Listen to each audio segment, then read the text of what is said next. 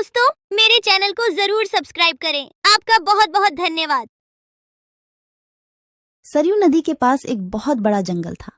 उस जंगल में काफी सारी जानवर रहते थे जो प्यास लगने पर नदी में आकर पानी पीते थे। नदी के दूसरे किनारे पर एक और छोटा सा जंगल था जहां बहुत कम जानवर थी। एक दिन बड़ी जंगल का छोटा खरगोश सरयू नदी के पास आकर पानी पी रहा होता है। तभी नदी के दूसरी ओर खड़ा एक बाघ उसे देख रहा होता है। यह खरगोश आज मेरा भोजन बन सकता है। वैसे भी मेरे जंगल में अब शिकार करने लायक जानवर बचा भी नहीं है। क्यों न मैं नदी के उस पार वाले जंगल में जाकर शिकार करूं। और वैसे भी वह जंगल बहुत बड़ा है और वहां का शेर भी मूर्ख और शाकाहारी है। पता नहीं ऐसे शेर मर क्यों नहीं जाते। बाघ खरगोश को देखकर शिकार करने की सोचता है और शिकार करने की लालच में नदी के दूसरी ओर चला जाता है। अपनी ओर बाघ को आता देख खरगोश वहां से भागने लगता है, पर तभी बाघ उसे आवाज देकर रोक लेता है। अरे खरगोश, मुझे देखकर कहाँ भाग रहे हो? तसल्ली से पानी पी लो भाई। मैं तो बस तुमसे बात करने आ रहा था। क्या तुम सच बोल रहे हो? हाँ, मुझे तुम्हारे जंगल का शेर सिंह के बारे में बात करना है। मैंने सुना है कि वह तुम्हारा बहुत चिंता करता रहता है। खरगोश समझ चुका था कि बाघ उसे अपनी बातों में फुसलाने की कोशिश कर रहा है, इसीलिए खरगोश उसकी बातों का कोई जवाब नहीं देता और तुरंत वहां से भागने लगता है। परंतु खरगोश बाघ से तेज नहीं भाग पाता और बाघ उसका शिकार कर लेता है। यहाँ के जानवर बड़ी आसानी से शिकार हो जाते हैं, तो क्यों न मैं इसी जंगल में रहकर आसानी से शिकार किया करूं। बाघ अभी इसी जंगल में रहकर ही शिकार करता रहता है। इस तरह से जंगल में जानवर कम होने लगते हैं। एक दिन अरे लोमड़ी, मैंने सुना है कि तुम अपनी सहेली से मिलने के लिए दूसरे जंगल में जा रही हो। हाँ, लेकिन तुम्हें मेरी इतनी चिंता क्यों हो रही है? देखो लोमड़ी, तुमने सांप के अंडे के साथ जो हरकत की थी, जिसके लिए तुम्हें शेर सिंह ने सजा दी थी, इसके लिए तुम जंगल से भाग नहीं सकती। लेकिन मैं भाग नहीं रही हूँ। मैं तो अपनी सहेली से मिलने उस जंगल में जा रही हूँ। पर मुझे शक है कि तुम मौके देखकर भाग भी सकती हो, इसीलिए मैं तुम पर नजर रख रहा हूँ। देखो भैया, मैं शेर सिंह की हुक्म का पालन कर रही हूँ, लेकिन तुम अपना ड्यूटी ढंग से नहीं कर रहे हो। क्यों? तुमको क्यों लग रहा है कि मैं अपनी ड्यूटी ढंग से नहीं कर रहा हूँ? दरअसल इस वक्त तुम्हें जंगल में हमारी जानवर पर ध्यान रखनी चाहिए, क्योंकि हमारी जंगल की जानवर कम हो रहे हैं। सुना है जंगल में कोई शिकारी घुस आया है जो हमारे जानवरों का शिकार कर रहा है। लोमड़ी, तू चालाक है, ये मैं जानता हूँ, लेकिन मैं भी इतना बेवकूफ नहीं हूँ, ये तू जान ले। मैं तेरे बातों में नहीं आने वाला। याद रखना, अगर आज तुम मेरे बातों पर यकीन नहीं करोगे तो तुम भी किसी दिन कोई शिकारी जानवर का शिकार बन जाओगे। चाहे जो भी हो जाए, मैं तुम्हें यहाँ से जाने नहीं दूंगा। देखो, मेरा जाना बहुत जरूरी है। मैं 2-3 दिन में वापस आ जाऊंगी। मुझे जाने दो। ठीक है, मैं तुम्हें जाने दूंगा, लेकिन मेरा एक शर्त है। शर्त? कैसी शर्त? यही कि तुम्हें उस जंगल के थाने में जाकर रोज हाजिरी देनी होगी। मुझे मंजूर है।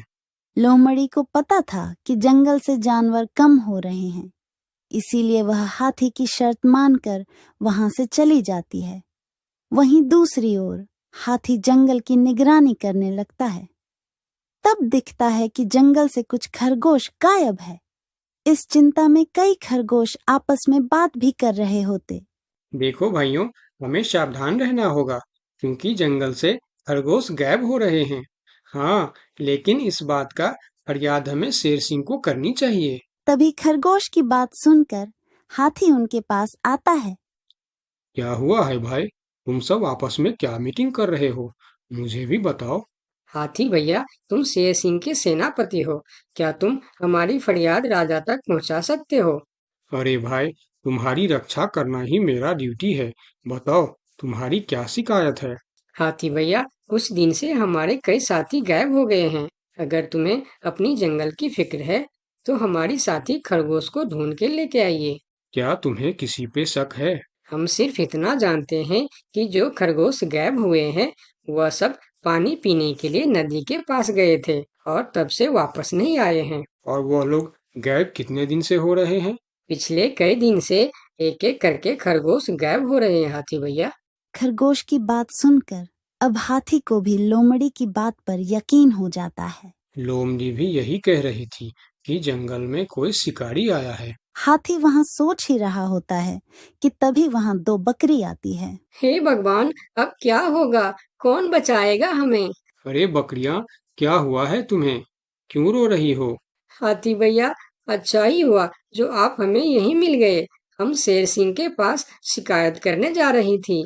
तुम भी शिकायत करना चाहती हो? हाँ, आखिर तुम लोगों का क्या तकलीफ है? हाथी भैया, कुछ दिन पहले कुछ खरगोश जंगल से गायब हुए थे और अब बकरियां भी गायब हो रहे हैं। लगता है कोई शिकारी हमारे जंगल में घुस आया।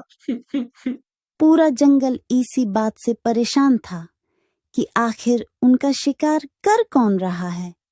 अब वह सभी मीटिंग के लिए शेर सिंह के पास जाते हैं और सारी बातें शेर सिंह को बताते हैं, जिस पर शेर सिंह अपनी जंगल की जानवरों से कहता है, आप सब फिक्र मत करो, मैं बहुत जल्द पता लगा लूंगा कि यह काम किसका है और कौन हमारे जंगल का जानवरों का शिकार कर रहा है। तो अब हम क्या करेंगे शेर सिंह? आप लोगों से हमारी यह विनती है कि आप लोग जंगल से बाहर नहीं जाएंगे। जिसको भी पानी पीना है वह इसी जंगल का तालाब का पानी पिएगा। महाराज, आपका ये हुक्म हमें कब तक पालन करना होगा? एक बार बस मैं उस शिकारी को पकड़ लूं, उसके बाद आप लोग जंगल से बाहर जाकर भी पानी पी सकते हो। सभी जानवर शेर सिंह की बात मान जाता है और जंगल से बाहर जाना बंद कर देती है। 2 दिन बीत जाती है और जंगल से कोई भी जानवर गायब नहीं होता। उधर शिकार नहीं मिलने पर अब बाघ परेशान हो जाता है, क्योंकि 2 दिन से उसने कोई शिकार नहीं किया था। इतना बड़ा जंगल है, इतने सारे जानवर है, तो फिर यह कमबख्त जानवर पानी पीने के लिए बाहर क्यों नहीं आ रहे हैं? 2 दिन से मैंने कोई शिकार नहीं किया, भूख के मारे मेरी जान निकल रही है। लगता है अब शिकार करने के लिए नदी का किनारा छोड़ जंगल के अंदर जाना पड़ेगा। आखिर मैं भी तो देखूं, इस जंगल में सभी जानवर आखिर गायब कहाँ हो गए हैं। अब देखता हूँ मुझसे कैसे बचते हैं इस जंगल के जानवर। इतना बोलकर बाघ छुपकर जंगल के अंदर घुस जाता, जहां वह देखता है एक बकरी घास खा रही होती है। उस बकरी को घास खाता देख बाघ पीछे से उस पर हमला कर देता है और उसे मारकर अपने साथ जंगल से बाहर ले जाता है। ये सब एक दूसरी बकरी देखती रहती है। अच्छा, तो ये बात है। अभी मैं जाकर शेर सिंह को बताती हूँ। फिर बकरी सभी जानवरों को इकट्ठा करके शेर सिंह के पास पहुंचती है। महाराज, हमारे जंगल में दूसरे जंगल का बाघ घुस आया है और वही हमारे जंगल में शिकार कर रहा है महाराज।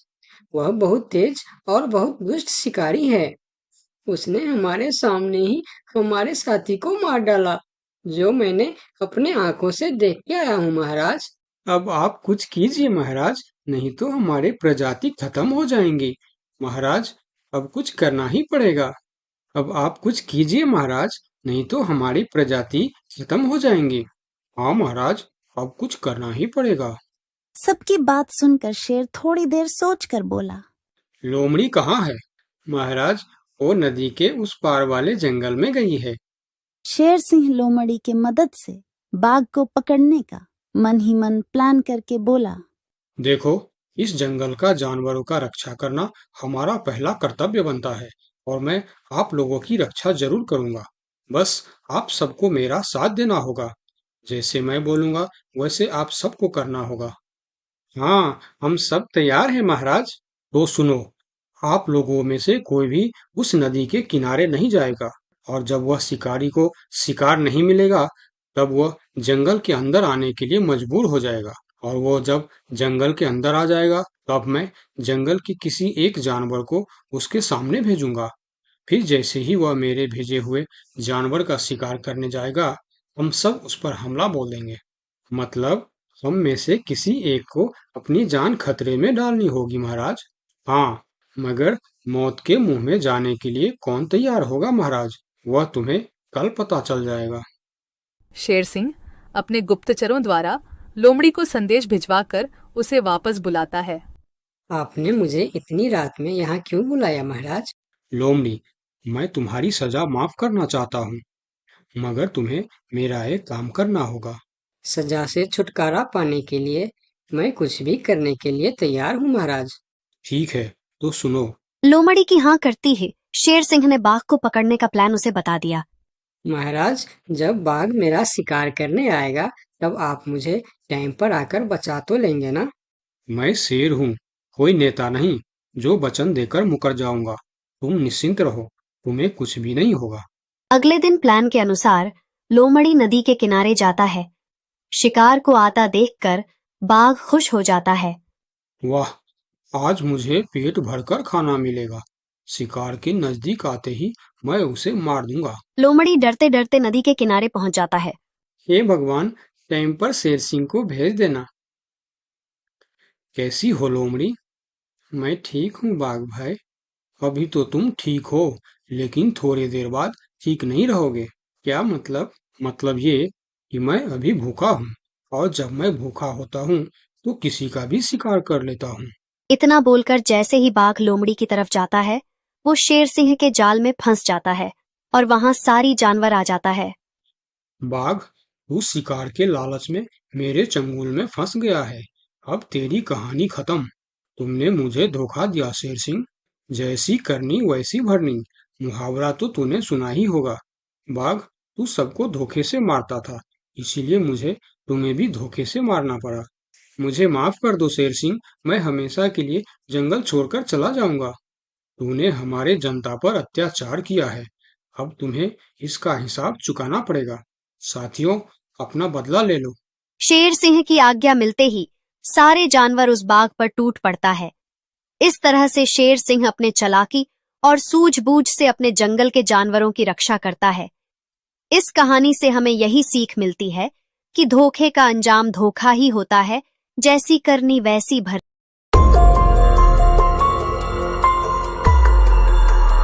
बहुत साल पहले की बात है। लक्ष्मीपुर के जंगल में एक पुरानी झील थी।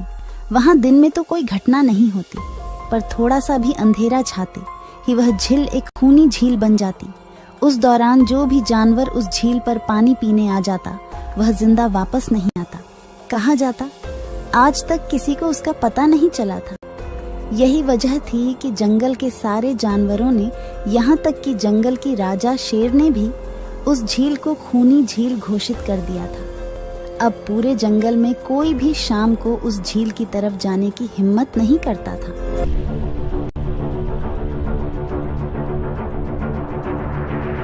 एक दिन उस जंगल में एक बंदर आ जाता है। उसकी और खरगोश की मुलाकात होती है। अरे बंदर भाई, कौन हो तुम? पहले तो तुम्हें इस जंगल में कभी नहीं देखा। खरगोश भाई, आज तक मैं शहर में इंसानों के बीच चिड़ियाघर में था, किसी तरह आजाद होकर आया हूँ। क्या इस जंगल में मेरे रहने के लिए कोई जगह है? हाँ बंदर भाई, ये हम जैसे जानवरों का घर है, इंसानों का चिड़ियाघर नहीं। आओ, मैं तुम्हें पूरी जंगल की सैर करवाता हूँ, सारी जगह के बारे में बताता हूँ। जो जगह पसंद आए वहीं टिक जाना। और खरगोश बंदर को पूरा जंगल घुमाता है। हाथी, जिराफ जैसे कई जानवरों के रहने की जगह ही नहीं, वहां के राजा शेर की भी गुफा दिखाता है, पर उस खूनी झील के बारे में ना बताता है और ना उसे वह दिखाने ले जाता है। बंदर वहीं बरगद के एक बड़े से पेड़ को अपने रहने के लिए पसंद कर लेता है। वहां रहते हुए अभी उसे 2 दिन ही गुजरते हैं कि तीसरे दिन शाम को घूमता हुआ वह उसी खूनी झील के पास पहुंच जाता है। अरे वाह, कितने सुंदर झील है। जी तो करता है ठंडे ठंडे पानी में कूद कर नहा लूं, लेकिन सर्दी होने का डर है। चलो, आज सिर्फ ठंडा ठंडा पानी से अपना प्यास ही बुझा लेते हैं।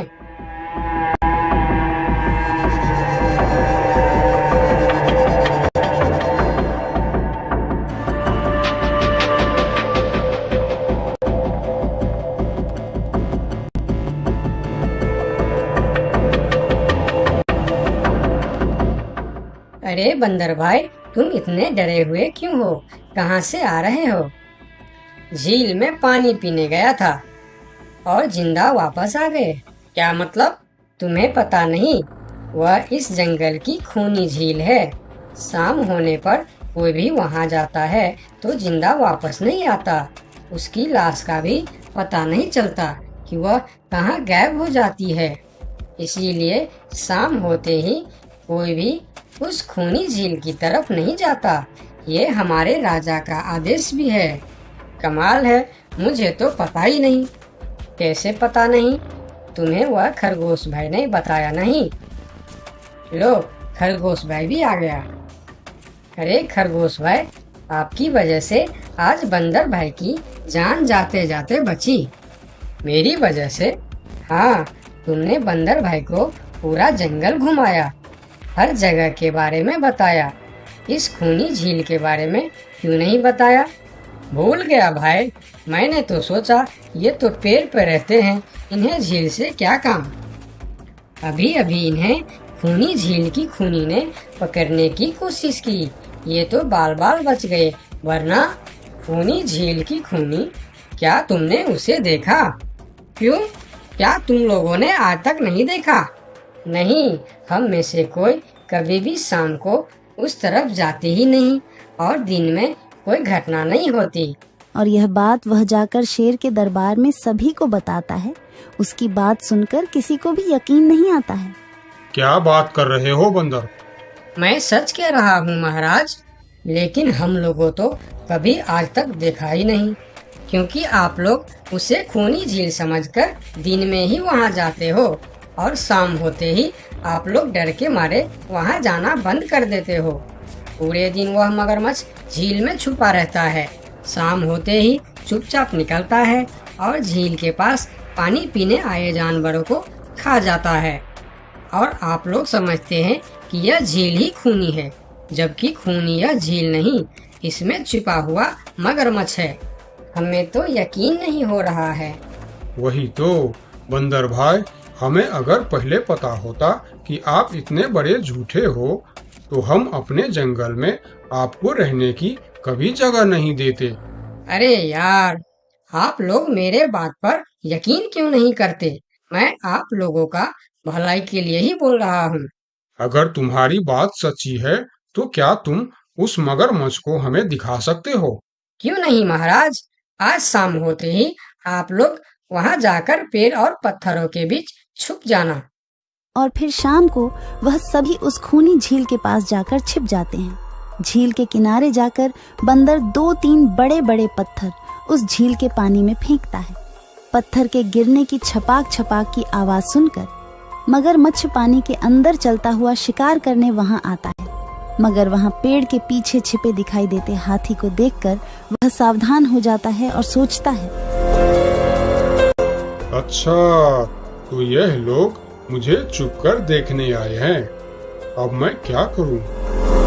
हाँ, ये लोग तो बेवकूफ है, इन्हें फिर से बेवकूफ बनाते हैं। मैं फिर से पत्थर बन जाता हूँ।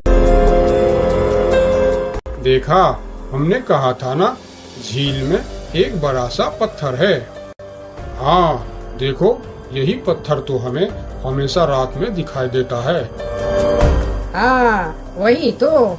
ये पत्थर सिर्फ रात को क्यों दिखता है, दिन में क्यों नहीं दिखता, कभी सोचा है? हाँ, रात को चंद्रमा की वजह से पानी में ज्वार आता है तो वह पत्थर ऊपर हो जाता है। दिन में ज्वार नहीं आता तो पत्थर पानी में डूबा रहता है। उनकी बेवकूफी भरी बातें सुनकर बंदर परेशान हो जाता है। अरे यार, तुम लोग भी ना समझते ही नहीं। ठीक है, चलो एक काम करते हैं।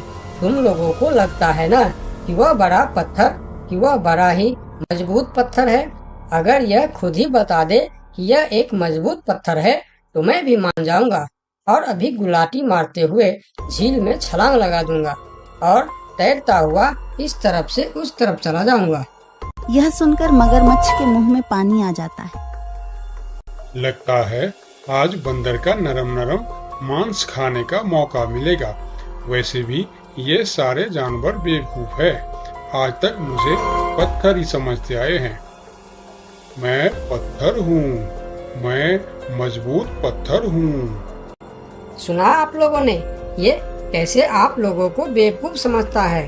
अरे पत्थर भी कभी बोलते हैं क्या?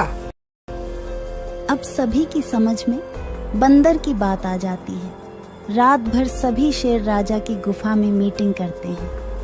बंदर सही कह रहा था, यह मगरमच्छ जरूर कहीं दूसरे जगह से हमारे जंगल में आ गया है। लेकिन अब क्या करे? अगर धरती पर होता तो मैं उसे धूल चटा देता था, लेकिन पानी में हमारा शक्ति कम हो जाती है। तो क्या इससे हमें कभी छुटकारा नहीं मिलेगा महाराज? मेरे ख्याल से तो नहीं। मिलेगा महाराज, ये पानी में भी रहेगा, हमें देखेगा भी, मगर वह कुछ कर नहीं पाएगा। ये कैसे हो सकता है? हो सकता है हाथी भाई, बस आप लोग मुझे 2 बड़े बड़े रस्सी दे दो। रस्सी का क्या करोगे? मैं शहर के चिड़ियाखाना में था तो एक एक तरीका सीखा है जानवरों पर कब्जा करने की। हम इस पर कब्जा कर लेंगे। और बंदर को 2 बड़ी बड़ी रस्सी लाकर दी जाती है। फिर बंदर उन सभी के साथ रस्सी लेकर उस खूनी झील पर पहुंचता है।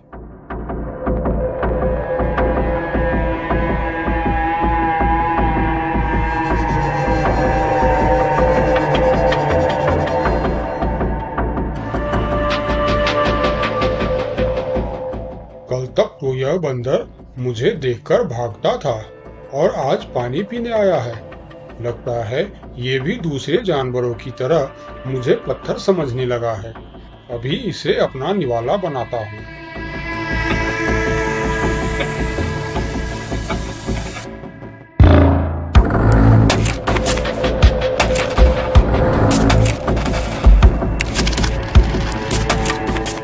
अरे ये तो भाग भी नहीं पा रहा है।